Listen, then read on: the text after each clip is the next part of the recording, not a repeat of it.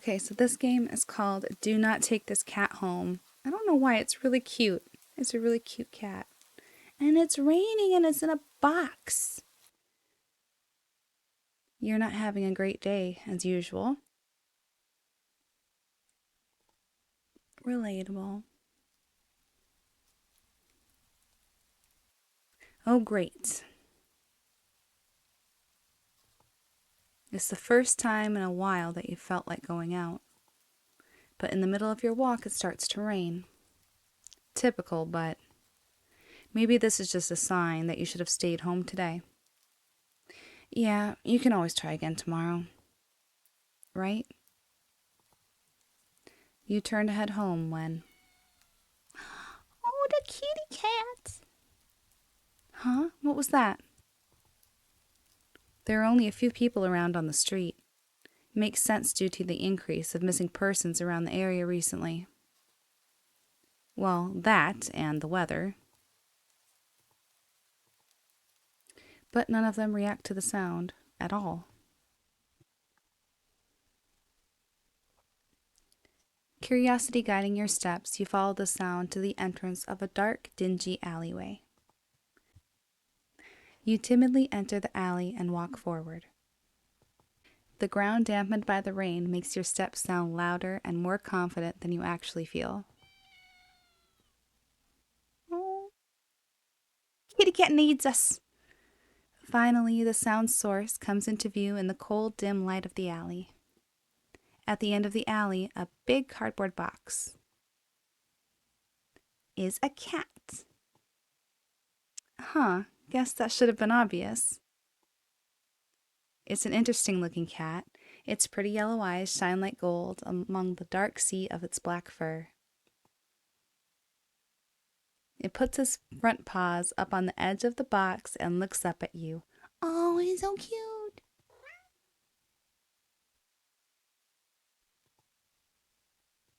So cute. Yeah, that's what I just said. And it definitely knows it. You've never had much of an opinion one way or another about cats before. But if they're all like this one, it's a shock they haven't already found a way to rule the world. You don't think you'd mind bowing down to a feline overlord. You look around the alley with a small frown. Who leaves cats in cardboard boxes these days anyways? Wouldn't they just jump out and leave the box eventually? The cat doesn't answer you.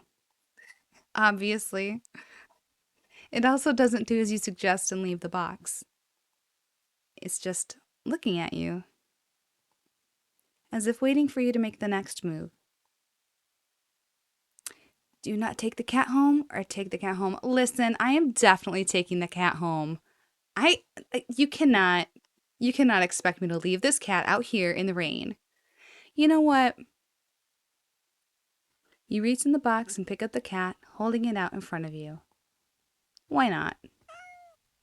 Exactly, meow, that's what I'm saying. You're all alone, and well, I'm kind of in the same boat as you myself, so you bring the cat close. You didn't realize it was shivering until just then, but it slowly breathes easier as it presses into your chest. Why not stick together, right? At least for a little while. Oh, it likes us. You think a little while will probably be more like a day. You'll be responsible and take it to a shelter tomorrow, but for now, let's just get you out of the rain, okay?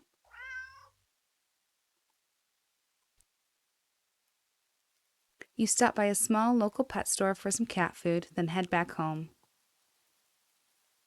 You live in a modest apartment. 1 bedroom, 1 bathroom. 1 you living alone in it. So it feels weird having another living being inside it after so long. Even if it is just a cat.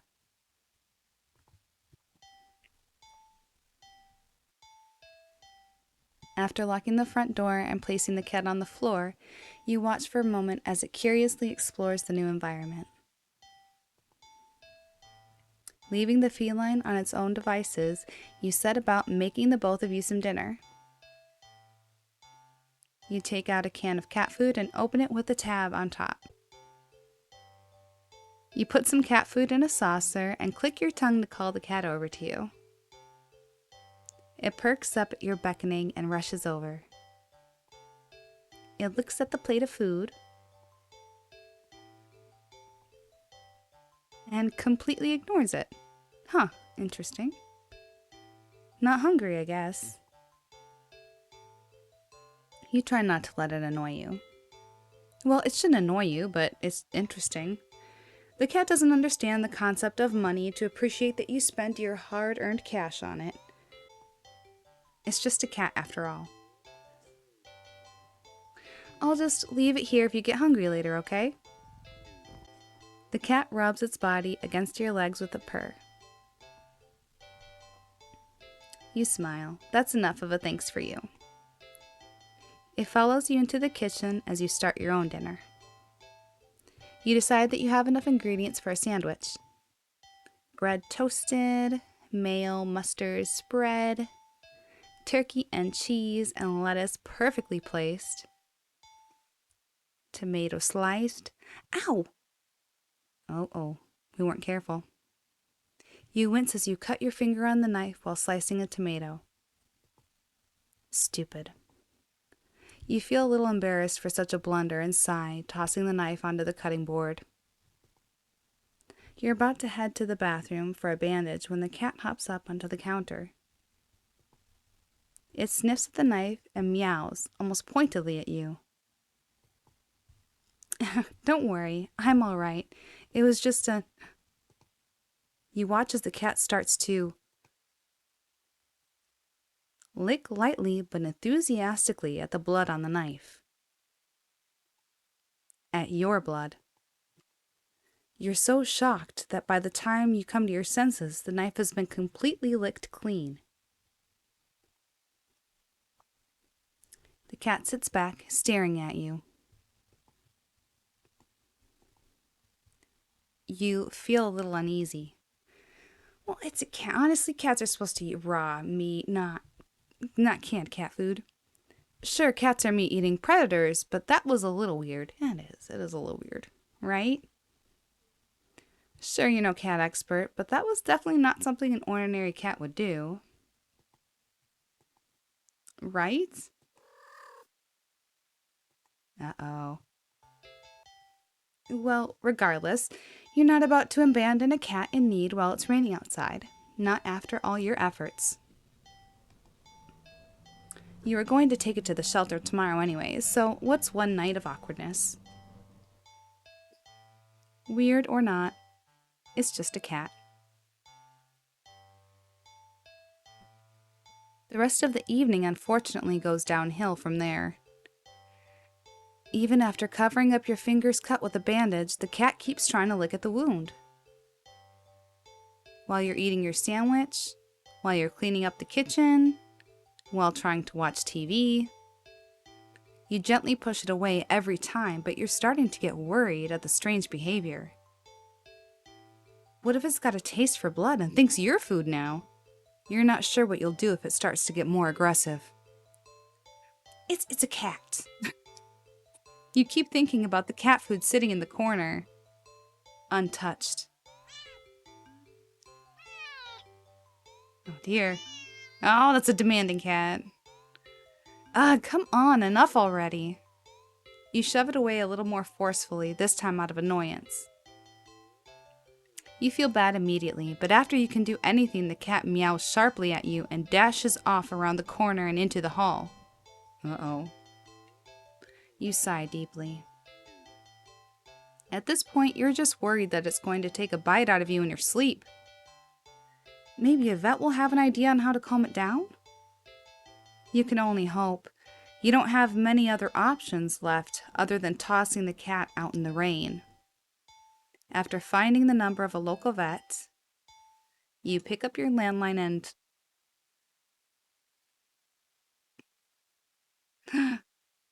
The lights just went out? Great, just great. Rain must have knocked out the power. You check your cell phone only to find that it's out of batteries. You must have forgotten to charge it before leaving out earlier. The outing had been so spur of the moment that it had no doubt messed with your usual routine. You grab a flashlight and turn it on. It's quiet. It's too quiet. Did the rain stop? But then, why did the power go out? You look outside. The sky is pitch black. What time is it? You turn to check the clock. The cat sits on top of your digital clock, staring at you. Look at the clock. It says help and kill.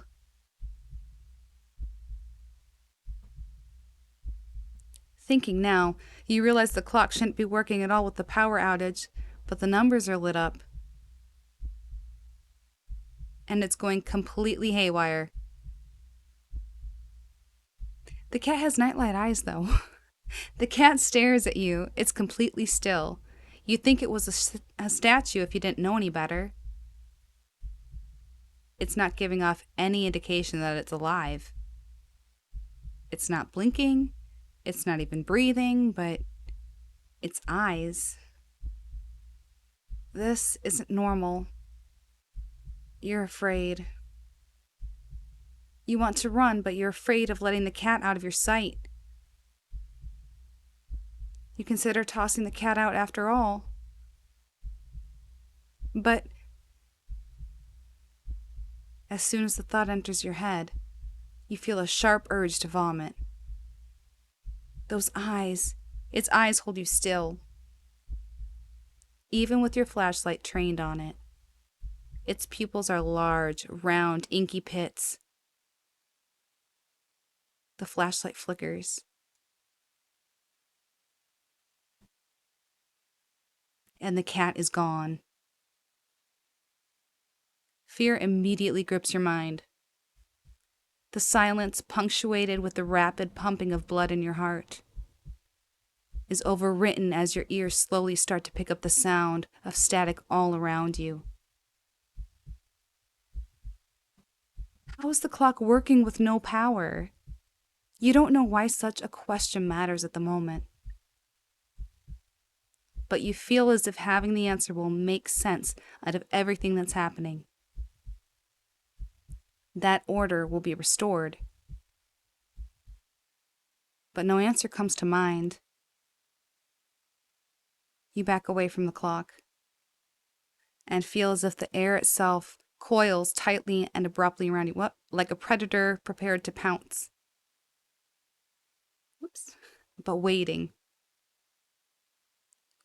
for your next move. But you're afraid to move. You're afraid to even take a breath. But you can't stay still forever, right? Whatever is watching you, you can already feel its impatience.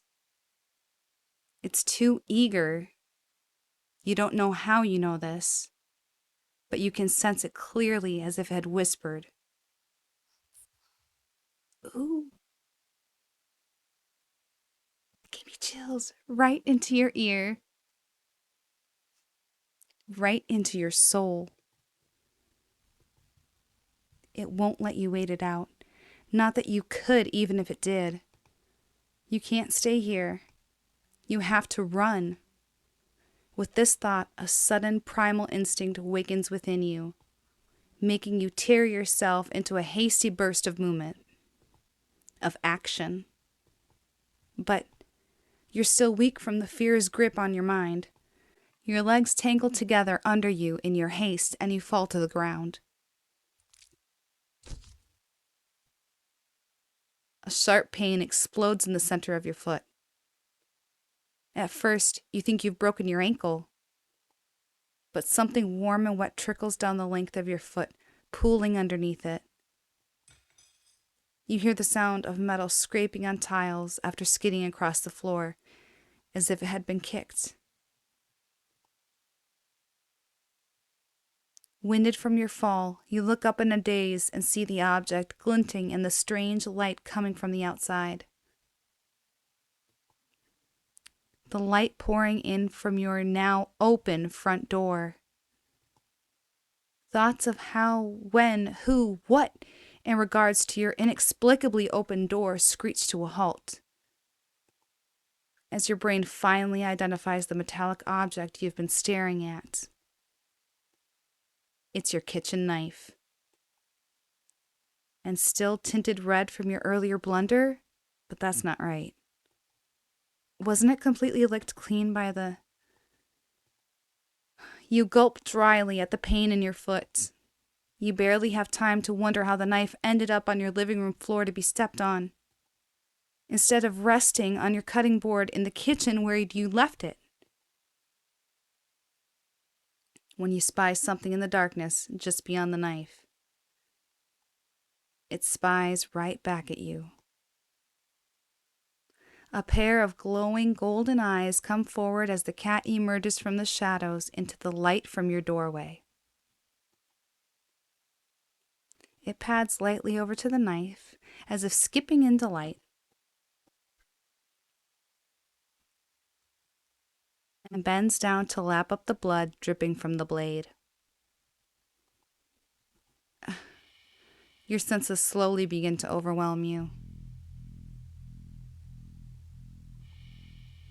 The chill of the air as it starts to suffocate you under its weight. The sound of your shaking breaths discordant against the static now piercing your skull. The dryness on your tongue spreading to your throat. The incomprehensible sight of the stray you'd taken in, licking away at your kitchen knife, once again completely clean. The scent of blood from the flesh wounded on your foot. Blood? Golden eyes slide up at you as if in response to your sudden realization. Blood. You're hurt. Your foot is bleeding. You're bleeding. You're bleeding. The cat barely moves, shoulders twitching as if it's just considering the act of pouncing forward.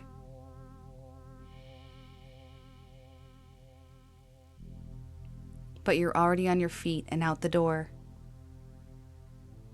You run, or rather limp, down the empty street. The sky is black and bleeding red. But there's a strange light emitting from nowhere that casts everything else in white. The houses, the trees, the road, even you. Everything. Except your blood. You can just barely glimpse the bloody imprints your injured foot leaves in your wake with every impact it makes on the ground. It hurts. It hurts. But you can't stop. You don't stop. Not when the shadows grow around you. Not when you feel the gaze of all eyes over you. Not when the road ahead of you is darkened by a long shadow of something behind you. Even then, you don't stop running because if that's the cat right there ahead of you, then what in the world is behind you? Behind you, keep running. I'm gonna keep running. I'm gonna keep running. Just keep running.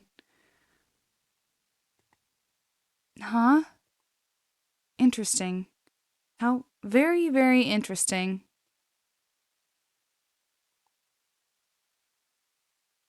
Ending 0. It begins. And now we have the endings tab. Ah, that was good. I mean, for being like a simple story, like you take a cat home and then it's like out for your blood, you know, it's a very simple premise, but like they drew it out so long, you know, it was good. It was actually, I got chills a few times, man. I like it. All right, well, Let me know in the comments down below if you want me to play it again and play for the other endings, or maybe I'll do this game on a live stream and play it again and we can try to get all of the different endings. I've been looking at streaming on Twitch or maybe here on YouTube. I'm not sure which. If you guys have any preferences, let me know. Thank you guys for watching, and of course this game is linked down below. It's on itch.io and it's for free, so please go check it out. It was really cute. It's really good. All right, thanks guys. Bye.